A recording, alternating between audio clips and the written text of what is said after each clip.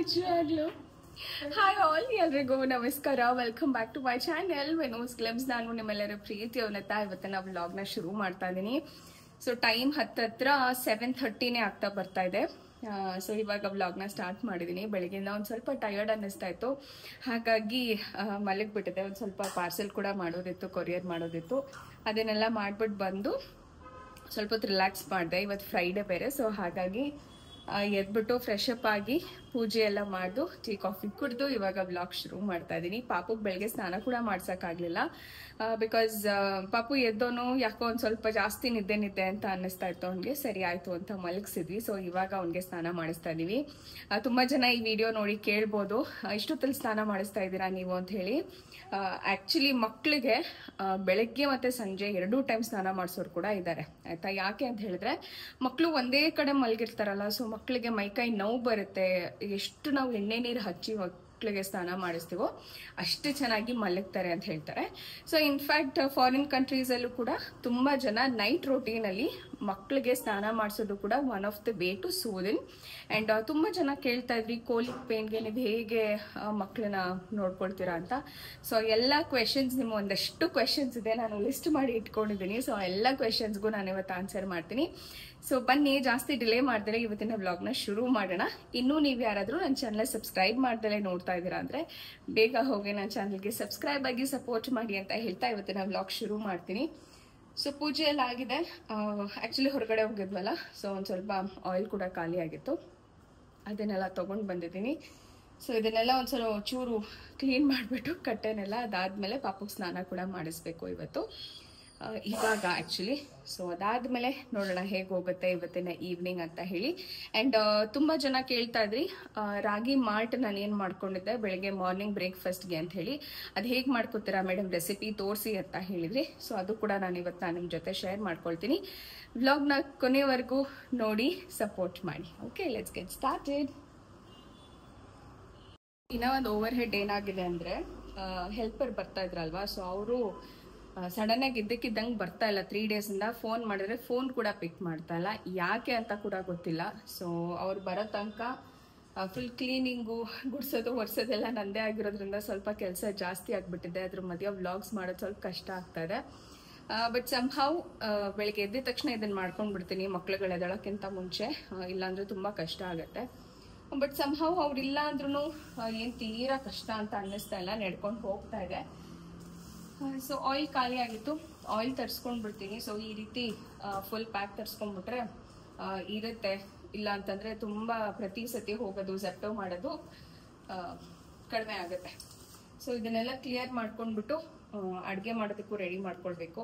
So ಒಂದೇ ಸತಿ ಮಾಡ್ಕೊಳಕ್ಕಾಗಲ್ಲ, ಸ್ವಲ್ಪ ಎಷ್ಟು ಟೈಮ್ ಸಿಗುತ್ತೋ ಹಂಗೆ ಮಾಡ್ಕೊಳ್ಬೇಕು. ಇನ್ನು ಪ್ರತಿಯೊಬ್ಬರ ಮನೆಯಲ್ಲೂ ತುಂಬಾ ಕ್ಲೀನಾಗಿ ಇಟ್ಕೊಳ್ಬೇಕಾದಂಥ ಜಾಗ ಮತ್ತು ತುಂಬ ಕ್ಲೀನಿಂಗ್ ಬೇಕಾಗುವಂಥ ಜಾಗ ಅಡುಗೆ ಮನೆ ಅಂತ ಅನಿಸುತ್ತೆ.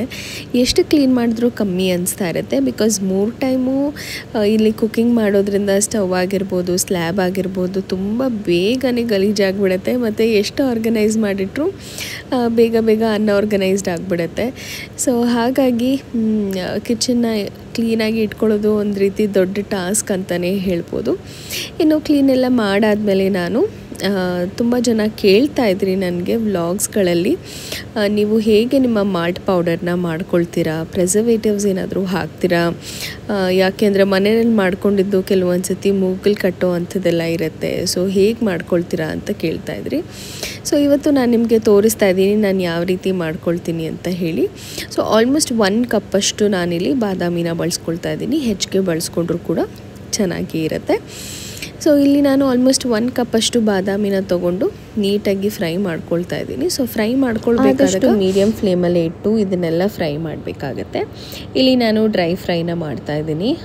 ಸ್ವಲ್ಪ ಬಿಸಿ ಆಗಬೇಕು, ಸೊ ದ್ಯಾಟ್ ನಾವು ಅದನ್ನು ಪೌಡರ್ ಮಾಡಿದಾಗ ನೀಟಾಗಿ ಪೌಡರ್ ಆಗುತ್ತೆ. ಇಲ್ಲಾಂದರೆ ಕೆಲವೊಂದು ಸತಿ ಮೆತ್ತಗಿದ್ದಾಗ ಚೆನ್ನಾಗಿ ಬರೋದಿಲ್ಲ ಮಾಲ್ಟ್ ಪೌಡರು. ಸೊ ಹಾಗಾಗಿ ಅದಾದಮೇಲೆ ನಾನಿಲ್ಲಿ ಒಣ ಖರ್ಜೂರ ಏನಿದೆ ಅದನ್ನು ಬಿಡಿಸಿಟ್ಕೊಂಡಿರೋವಂಥದ್ದನ್ನು ಹಾಕ್ತಾಯಿದ್ದೀನಿ.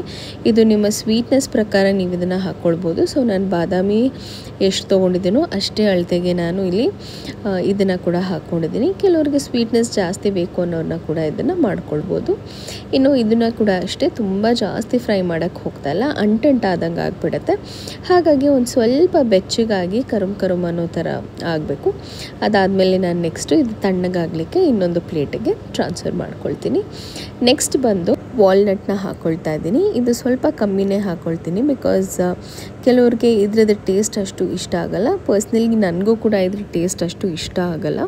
ಬಟ್ ಆದರೆ ಇದು ಹೆಲ್ತ್ಗೆ ತುಂಬ ಒಳ್ಳೆಯದು, ಹಾರ್ಟ್ಗೆ ತುಂಬ ಒಳ್ಳೆಯದು ಅಂತ ಹೇಳಿ ಇಲ್ಲಿ ಆ್ಯಡ್ ಮಾಡ್ಕೊಳ್ತಾ ಇದ್ದೀನಿ. ಬಟ್ ಅದನ್ನು ಡೈರಿ ಮಿಲ್ಕ್ ಚಾಕ್ಲೇಟ್ ಜೊತೆ ತಿನ್ನೋದಕ್ಕೆ ನನಗೆ ತುಂಬ ಇಷ್ಟ ಆಗುತ್ತೆ ವಾಲ್ನಟ್ನ. ಸೊ ಅದಾದಮೇಲೆ ನಾನಿಲ್ಲಿ ಗೋಡಂಬಿ ಕೂಡ ಹುಡ್ಕೊಡ್ತಾ ಇದ್ದೀನಿ. ಗೋಡಂಬಿ ಸ್ವಲ್ಪ ಕಮ್ಮಿ ಕ್ವಾಂಟಿಟಿ ತೊಗೊಂಡಿದ್ದೀನಿ. ನಾನೇನು ಬಾದಾಮಿ ಗೋಡಂಬಿ ತೊಗೊಂಡಿದ್ದು ಅದರಲ್ಲಿ 1/2 ಕಪ್ ಅಷ್ಟು ತೊಗೊಂಡಿದ್ದೀನಿ. ಅದಾದಮೇಲೆ ಇದು ಜಾಕಾಯಿ ಅಂತ ನಿಮ್ಮೆಲ್ಲರಿಗೂ ಗೊತ್ತಿರುತ್ತೆ ಅನಿಸುತ್ತೆ. ಸೊ ತಾಯಿ ಯಾರು ಹಾಲು ಕುಡಿಸ್ತಾ ಇರ್ತಾರಲ್ಲ ಅವರು ಜಾಕಾಯಿನ ಈ ರೀತಿ ಮಾಲ್ಟ್ಗಳಲ್ಲಿ ಹಾಕ್ಕೊಂಡು ಕುಡಿಯೋದ್ರಿಂದ ತುಂಬ ಒಳ್ಳೆಯದಾಗುತ್ತೆ ಅಂತ ಹೇಳ್ಬೋದು. ತುಂಬ ಶಕ್ತಿ ಕೂಡ ಇರುತ್ತೆ ಇದು. ಸೊ ಹಾಗಾಗಿ ನಾನು ಈ ರೀತಿ ಮಾಲ್ಟಲ್ಲೇ ಹಾಕ್ಕೊಳ್ಬಿಡ್ತೀನಿ. ಕೆಲವೊಂದು ಸತಿ ತಿನ್ನೋದು ಮರ್ತೋಗ್ಬಿಡುತ್ತೆ ಅಥವಾ ಇನ್ನೊಂದೇನೋ ಆಗ್ತಾ ಇರುತ್ತೆ.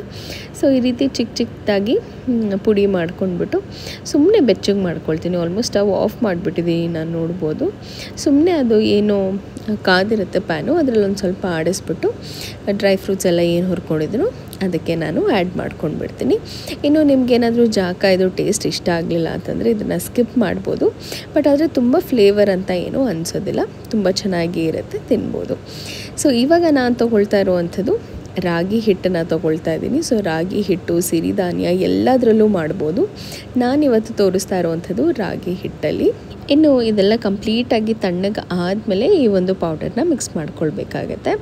ಅಷ್ಟೊತ್ತಿಗೆ ಪಾಪುಗೆ ಕೂಡ ಆಯಿಲ್ ಹಚ್ಚಿದ್ವಲ್ಲ, ಸರಿ ಆಯಿತು ಅಂದ್ಬಿಟ್ಟು ಪಾಪುಗೆ ಸ್ನಾನ ಮಾಡಿಸ್ಬಿಡೋಣ ಅಂತ ನಾನು ಅಮ್ಮ ಇಲ್ಲಿ ಸ್ನಾನ ಮಾಡಿಸ್ತಾ ಇದ್ದೀವಿ.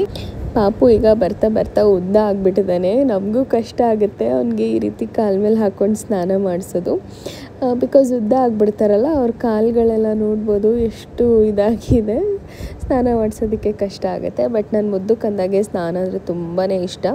ಒಂಚೂರು ಅಳೋದಿಲ್ಲ, ಎಂಜಾಯ್ ಮಾಡ್ಕೊಂಡು ಸ್ನಾನ ಮಾಡಿಸ್ತಾನೆ. ಎಷ್ಟು ನೀರು ಹಾಕ್ಕೊಂಡ್ರು ಖುಷಿಯಿಂದ ಸ್ಮೈಲ್ ಮಾಡ್ಕೊಂಡು ಸ್ನಾನ ಮಾಡ್ಕೊತಾನೆ. ಕೆಲವೊಂದು ಸತಿ ನಿದ್ದೆನೇ ಮಾಡಿಬಿಡ್ತಾನೆ, ಅಷ್ಟು ರಿಲ್ಯಾಕ್ಸ್ ಆಗುತ್ತೆ. ಸ್ನಾನ ಮಾಡಿಸ್ಕೊಂಡು ಕರ್ಕೊಂಡು ಬಂದೆ. ಎಷ್ಟು ಸೈಲೆಂಟಾಗಿ ಮಾಡಿಸ್ಕೊತಾನೆ ನನ್ನ ಮುದ್ದಕ್ಕಂದ ಅಂದರೆ ನಿಜವಾಗ್ಲೂ ಖುಷಿ ಆಗುತ್ತೆ. ಸೊ ಸ್ನಾನ ಮಾಡಿಸ್ಕೊಂಡು ಬಂದು ರೆಡಿ ಮಾಡ್ತಾಯಿದ್ದೀನಿ. ಬಟ್ ಸಂಜೆ ಆಗಿರೋದ್ರಿಂದ ಬಿಸಿಲು ಇರೋದಿಲ್ಲ ನಮಗೆ. ಸೊ ಹಾಗಾಗಿ ಚೆನ್ನಾಗಿ ತಲೆ ಒಂಥರ ಸಾಫ್ಟ್ ಬಟ್ಟೆನಲ್ಲಿ ತೊಗೊಂಡು ನೀಟಾಗಿ ಡ್ರೈ ಮಾಡಬೇಕಾಗತ್ತೆ. ತುಂಬ ಜನ ಪೌಡರ್ನ ಯೂಸ್ ಮಾಡ್ತೀರಾ, ಮಕ್ಕಳಿಗೆ ಏನು ಹೇಳ್ತಾರೆ ನತ್ತಿ ಕೂಡುತ್ತೆ ಅನ್ನೋ ಕಾರಣಕ್ಕೆ ಪೌಡರ್ನ ಯೂಸ್ ಮಾಡ್ತಾರೆ. ಸೊ ದಯವಿಟ್ಟು ಯೂಸ್ ಮಾಡಬೇಡಿ ಪೌಡರ್ನ. ಬಿಕಾಸ್ ಮಕ್ಕಳಿಗೆ ಪೌಡರ್ ಹಾಕೋದ್ರಿಂದ ನತ್ತಿ ಕೂಡುತ್ತೆ ಅನ್ನೋವಂಥದ್ದು ಇಟ್ಸ್ ಅ ಮಿತ್ ಅಂತ ಹೇಳ್ಬೋದು. ಇನ್ನೂ ಮಕ್ಕಳಿಗೆ ಸ್ವಲ್ಪ ಅಲರ್ಜಿನೇ ಆಗುತ್ತೆ. ಬಟ್ ಅದ್ರ ಬದಲು ಈ ಥರ ಸಾಫ್ಟ್ ಬಟ್ಟೆನಲ್ಲಿ, ಪಂಚೆ ಬಟ್ಟೆ ಅಂತ ನಾವೇನು ಕರಿತೀವಿ, ಅದರಲ್ಲಿ ನೀಟಾಗಿ ಮಕ್ಕಳಿಗೆ ತಲೆ ಒರೆಸಿದ್ರೆ ಸಾಕಾಗುತ್ತೆ. ಬಿಸಿಲಿದೆ ಅಂದರೆ ಬಿಸಿಲಲ್ಲಿ ನೀವು ಆರಾಮಾಗಿ ಮಕ್ಕಳಿಗೆ ಒಣಗಿಸ್ಬೋದು. ಇಲ್ಲ ಅಂತಂದರೆ ಈ ರೀತಿ ಒಂದು ಸಾಫ್ಟ್ ಬಟ್ಟೆನಲ್ಲಿ ನೀವು ಆರಾಮಾಗಿ ಮಕ್ಕಳ ಮೈನ ನೀಟಾಗಿ ಒರೆಸ್ಬಿಟ್ರೆ ಅಷ್ಟೇ ಸಾಕಾಗುತ್ತೆ. ಆ್ಯಂಡ್ ಬಿಸಿಲು ಕೂಡ ಇದೆ ತುಂಬ. ಹಾಗಾಗಿ ಮಕ್ಕಳಿಗೇನು ಶೀತ ಆಗುತ್ತೆ ಅನ್ನೋಂಥದ್ದು ಏನಿರಲ್ಲ. ಅಕಸ್ಮಾತ್ ಏನಾದರೂ ನೋಡಿ, ನಾನು ಇದು ಬಟ್ಟೆ ಆಸಿರೋದನ್ನು ತೆಗಿತಾ ಇದ್ದಂಗೆ ಎಳ್ಕೊಂಡು ಮುಖದ ಮೇಲೆ ಹಾಕ್ಕೊಳ್ಳೋದು ಸಾಹೇಬ್ರು. ಸೊ ತುಂಬ ಜನ ಕೇಳ್ತಾ ಇದ್ರಿ ಮಗು ಎಷ್ಟು ಸತಿ ಯೂರಿನ್ ಪಾಸ್ ಮಾಡುತ್ತೆ ಅಂತ ಎಲ್ಲ. ಸೊ ಅದಕ್ಕೆಲ್ಲ ಆನ್ಸರ್ ಮಾಡ್ತೀನಿ ನಾನು. ಪಾಪುನೊಂಚೂರು ರೆಡಿ ಮಾಡಿಬಿಟ್ಟು ಮತ್ತೆ ನಾನು ನಿಮ್ಮ ಕ್ವೆಶನ್ಸ್ಗೆಲ್ಲದಕ್ಕೂ ನನ್ನ ಎಕ್ಸ್ಪೀರಿಯನ್ಸ್ ಏನಿದೆ ಅದನ್ನು ಶೇರ್ ಮಾಡ್ತೀನಿ. ಸೊ ಪಾಪುಗೆ ನಾನು ಯೂಸ್ ಮಾಡೋದು 2 ಥರದ್ದು ಕ್ರೀಮ್. ತುಂಬ ಜನ ಕೇಳ್ತಾ ಇದ್ರಿ ಏನು ಪ್ರಾಡಕ್ಟ್ ಯೂಸ್ ಮಾಡ್ತೀರಾ ಅಂತ. ಸದ್ಯಕ್ಕೆ ನಾನು ಹಿಮಾಲಯನೇ ಯೂಸ್ ಮಾಡ್ತಾ ಇದ್ದೀನಿ. ಆ್ಯಂಡ್ ಕೆಲವೊಂದಷ್ಟು ಕೊಲಾಬ್ರೇಷನ್ಸ್ ಅವರು ಕೇಳಿದ್ರು, ಮೇಡಮ್ ಕೊಲಾಬ್ ಮಾಡಿಕೊಡ್ತೀರಾ ಬೇಬಿ ಪ್ರಾಡಕ್ಟ್ಸ್ನ. So I don't want to take the name ಯಾವುದು ಅಂತ ಹೇಳಿ. ಬಟ್ ನನಗೆ ಮಕ್ಕಳ ಜೊತೆ ಎಕ್ಸ್ಪೆರಿಮೆಂಟ್ ಮಾಡೋದು ನನಗೆ ಇಷ್ಟ ಇಲ್ಲ. ಸೊ ಅದಕ್ಕೆ ಇಲ್ಲ ಸರ್, ನಾನು ಇವಾಗ ಮಾಡಲ್ಲ, ಬೇಕಾದ್ರೆ ಒಂದು ಸ್ವಲ್ಪ ದೊಡ್ಡದಾದ್ಮೇಲೆ ಮಗು ಪ್ಯಾಚ್ ಟೆಸ್ಟ್ ಮಾಡಿಬಿಟ್ಟು ನಾನು ಕೊಲಾಬ್ರೇಷನ್ ತೊಗೊಳ್ತೀನಿ ಅಂತ ಅಂದೆ. ಓಕೆ ಅಂತ ಹೇಳಿದ್ರು. ಬಿಕಾಸ್ ಮಕ್ಕಳ ಜೊತೆ ನಾವು ಏನೇನೋ ಹೇಳೋದು, ಬಿಕಾಸ್ ತುಂಬ ಜನ ನನ್ನ ನಂಬಿ ನನ್ನ ವೀಡಿಯೋಸ್ನ ನೋಡ್ತಾ ಇದ್ದೀರಾ, ಸಪೋರ್ಟ್ ಮಾಡ್ತಾ ಇದ್ದೀರಾ. ಸೊ ಹಾಗಾಗಿ I don't want to misguide, ಏನೋ ಒಂದು ಕಾರಣಕ್ಕೋಸ್ಕರ ಮಿಸ್ಗೈಡ್ ಮಾಡೋದು ನನಗೂ ಇಷ್ಟ ಆಗಲ್ಲ. ಸೊ ಅದಕ್ಕೆ ಸದ್ಯಕ್ಕೆ ಇಲ್ಲ ಅಂತ ಹೇಳಿಬಿಟ್ಟು ನಾನು ಮಾಡಿದೆ. ಸೊ ಹಾಗಾಗಿ ನಾನು ತುಂಬ ವರ್ಷಗಳಿಂದ ಭೈರವ್ಗಿಂದ ಟೈಮಿಂದನೂ ಯೂಸ್ ಮಾಡ್ತಾ ಇರುವಂಥದ್ದು it is Himalaya only. So ಭೈರವ್ಗೆ ಹಿಮಾಲಯ ಫೇಸ್ ಕ್ರೀಮ್ ಏನಿದೆ ಅದನ್ನೇ ನಾನು ಬಾಡಿ ಪೂರ್ತಿ ಹಚ್ತಾ ಇದ್ದೆ. ಬಟ್ ಪಾಪುಗೆ ನಾನು ಬಾಡಿ ಲೋಷನ್ ಮತ್ತು ಕ್ರೀಮ್, ಸೊ ಇದೆರಡು ಪ್ರಾಡಕ್ಟ್ನ ನಾನು ಪಾಪುಗೆ ಯೂಸ್ ಮಾಡ್ತಾ ಇದ್ದೀನಿ ಸದ್ಯಕ್ಕೆ.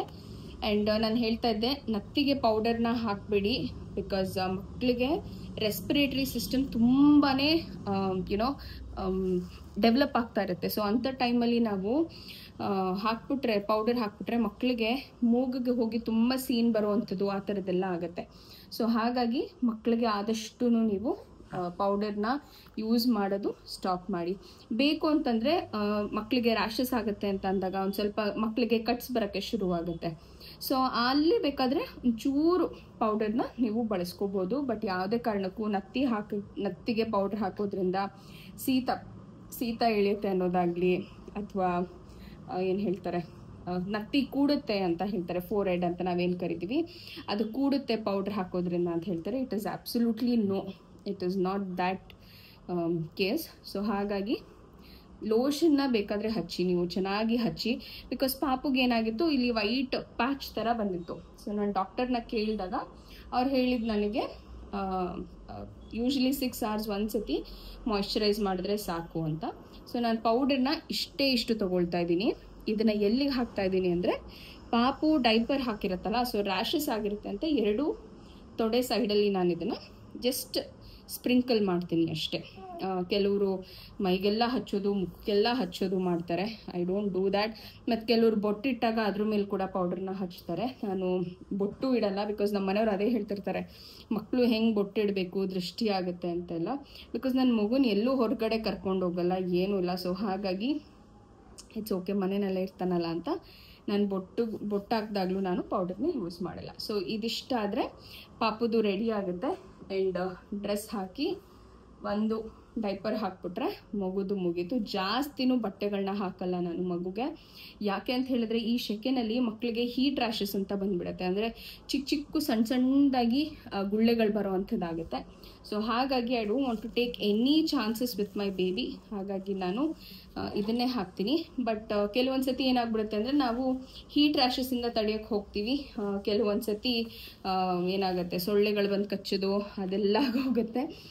ತುಂಬ ಹೊತ್ತು ಅವನು ಕೆಳಗಡೆನೇ ಹಾಕಿರ್ತೀವಲ್ಲ ನಾವು, ಅಂದರೆ ಹಾಲು ಕುಡಿಸಿದ ತಕ್ಷಣ ನಾನು ಕೆಳಗೆ ಹಾಕ್ಬಿಡ್ತೀನಿ. ತುಂಬ ಜನ ಅದನ್ನು ಕೇಳ್ತಾ ಇದ್ರಿ, ಮೇಡಮ್ ಮಗುನ ಎತ್ಕೊಂಡಲೇ ತುಂಬ ಎತ್ಕೋ ಅಂತ ಅಳುತ್ತೆ ಮಗು, ಏನು ಮಾಡೋದು ಅಂತ ಹೇಳಿ. ಸೊ ನಾವು ಹೇಗೆ ಮಗುಗೆ ಪ್ರಾಕ್ಟೀಸ್ ಮಾಡ್ತೀವೋ ಮಗು ಆ ಥರ ಕಲಿಯುತ್ತೆ, ಆಯಿತಾ. ಸೊ ಹಾಗಾಗಿ ನೀವು ಪ್ರಾಕ್ಟೀಸ್ ಮಾಡಿಬಿಟ್ಟಿದ್ದೀರ ಮಗುನ ಎತ್ಕೊಂಡು. ಸೊ ಮಗುನು ಅದೇ ಕೇಳುತ್ತೆ, ಅಮ್ಮ ಎತ್ಕೊಳ್ಳಿ ನನ್ನ ಅಂತ ಕೇಳುತ್ತೆ.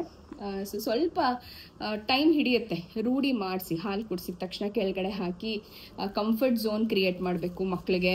ಆ್ಯಂಡ್ ಯಾವುದಾದ್ರು ಚೆನ್ನಾಗಿರೋ ಸಾಂಗ್, ಮಕ್ಕಳಿಗೆ ಇಷ್ಟ ಆಗುವಂಥ ಸಾಂಗ್ನ ಕೇಳಿಸಿ, ಆವಾಗ ಮಕ್ಕಳು ಅದನ್ನು ಎಂಜಾಯ್ ಮಾಡಿದಾಗ ತಾಯಿ ಎತ್ಕೋಬೇಕು ಅನ್ನೋದನ್ನು ಇದು ಮಾಡ್ತಾರೆ. ಸೊ ಯಾವಾಗಲೂ ಮಕ್ಕಳು ಬಟ್ಟೆನ ಡಬಲ್ ಚೆಕ್ ಮಾಡಬೇಕು.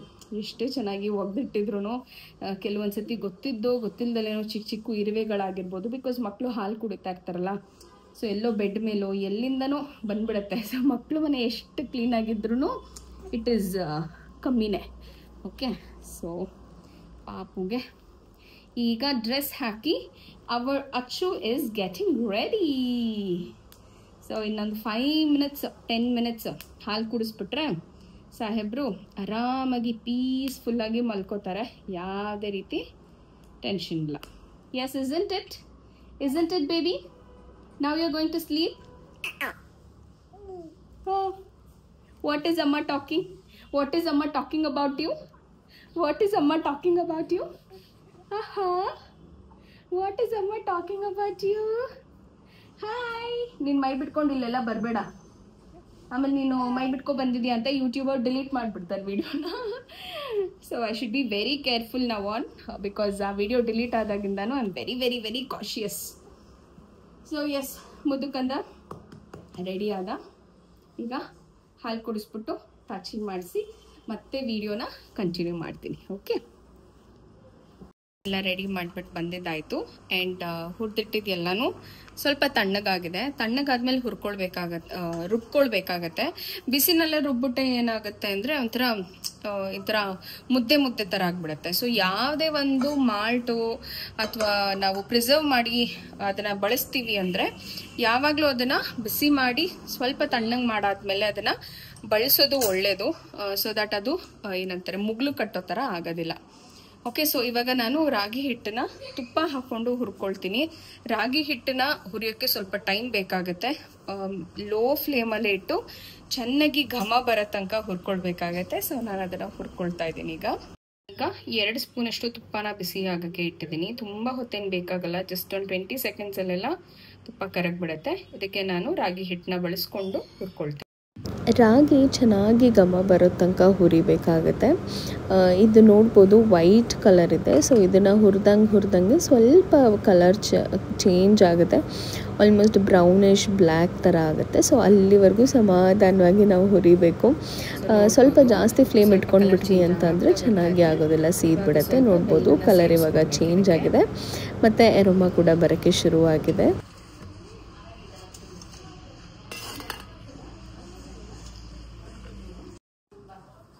ಸೊ ಈ ಥರ ದೊಡ್ಡ ಜಾರ್ ತೊಗೊಂಡ್ರೆ ನಿಮಗೆ ಏನಾಗುತ್ತೆ ಅಂತ ಹೇಳಿದ್ರೆ ಜಾಗ ಇರುತ್ತೆ, ಹಾಗಾಗಿ ಮುದ್ದೆ ಆಗಲ್ಲ. ಸೊ ಸ್ವಲ್ಪ ದೊಡ್ಡ ಜಾರ್ ಮನೆಯಲ್ಲಿ ಇರುತ್ತಲ್ಲ ಅದನ್ನ ಬಳಸ್ಕೊಳ್ಬಹುದು ನೀವು. ಸೊ ಫಸ್ಟ್ ನಾನು ಡ್ರೈ ಫ್ರೂಟ್ಸ್ ಎಲ್ಲಾನು ತರಿಯಾಗಿ ಇಟ್ಕೊಳ್ತೀನಿ.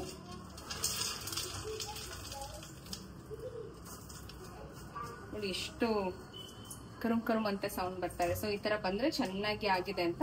ಮತ್ತೆ ತುಂಬಾ ದಿವಸಗಳು ಇಡಬಹುದು, ಹತ್ತತ್ರ ಒಂದು 15ರಿಂದ 20 ದಿವಸ ವಿತೌಟ್ ಪುಟ್ಟಿಂಗ್ ಎನಿ ಪ್ರಿಸರ್ವೇಟಿವ್ಸ್ ಇದನ್ನ ನಾವು ಸ್ಟೋರ್ ಮಾಡಬಹುದು. ಸೊ ಇದನ್ನ ರುಬ್ಕೊಂಡು ಬಂದ್ಬಿಡ್ತೀನಿ ನಾನು.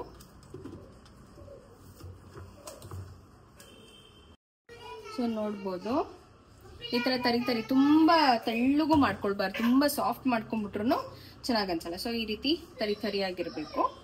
ಇನ್ನು ಈ ರೀತಿ ಪೌಡರ್ ಏನು ಮಾಡ್ಕೊಂಡಿದ್ದೀವಿ ಅದು ಚೆನ್ನಾಗಿ ತಣ್ಣಗಾಗಬೇಕು. ಅದಾದಮೇಲೆ ನಾವು ಅದನ್ನು ಯೂಸ್ ಮಾಡಬೇಕು, ಅಥವಾ ಸ್ಟೋರ್ ಮಾಡಿಡೋಕ್ಕಿಂತ ಮುಂಚೆ ಕಂಪ್ಲೀಟ್ ಕೂಲ್ ಆದಮೇಲೆ ಸ್ಟೋರ್ ಮಾಡಬೇಕು.